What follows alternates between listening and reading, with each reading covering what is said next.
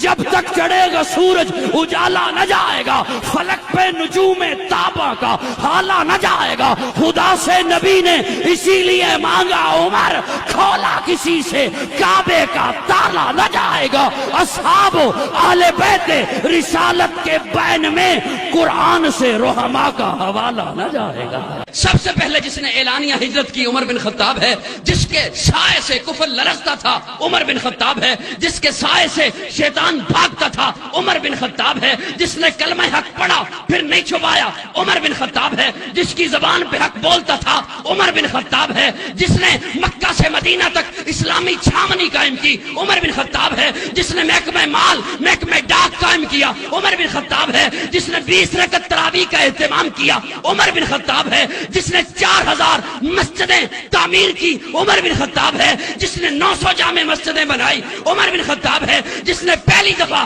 ہر مسجد میں خطیب اور امام کا تقرر کیا عمر بن خطاب ہے، جو حسین ابن علی کے لیے اٹھ کے کھڑا ہو جاتا تھا عمر بن خطاب ہے، جس نے حسین کو اپنے بیٹے سے بڑھ کے وظیفہ دیا عمر بن خطاب ہے، جس نے نبی کے بیٹی کا سب سے زیادہ احترام کیا عمر بن خطاب ہے، جس کے متعلق آقا نے تاریخی جملہ کہا، آقا نے کہا عمر والدین مرے اولاد روتی ہے، اولاد مرے والدین روتے ہیں، جس دن دنیا سے تو جائے گا قیامت تک محمد کا اسلام روتا رہے۔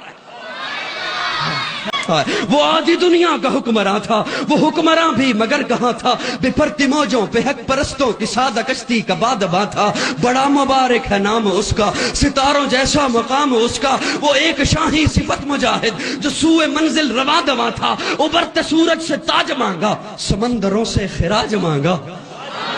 ابھرتے سورج سے تاج مانگا سمندروں سے خراج مانگا، کسے خبر ہے کہ اس کا سکہ جہاں میں جاری کہاں کہاں تھا، حسن سے پوچھو علی سے پوچھو تم اس کے بارے نبی سے پوچھو، اندھیری شب میں چراغ بن کر جو ساری دنیا میں ذو فشاں تھا، آقا عمر رہبر عمر مرشد عمر مولا عمر برتر عمر بالا عمر اعلیٰ عمر اولا عمر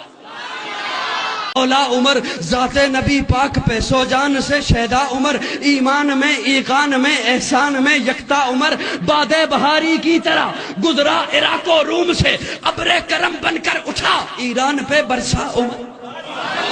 باد بہاری کی طرح گزرا عراق و روم سے، ابر کرم بن کر اٹھا ایران پہ برسا عمر۔ اور یہ جملہ ضائع گیا تو دکھ ہوگا، ماں بعد ختم المرسلی کوئی نبی آنا نہیں، ماں بعد ختم المرسلی کوئی نبی آنا نہیں، یہ سلسلہ چلتا اگر ایک نبی ہوتا عمر۔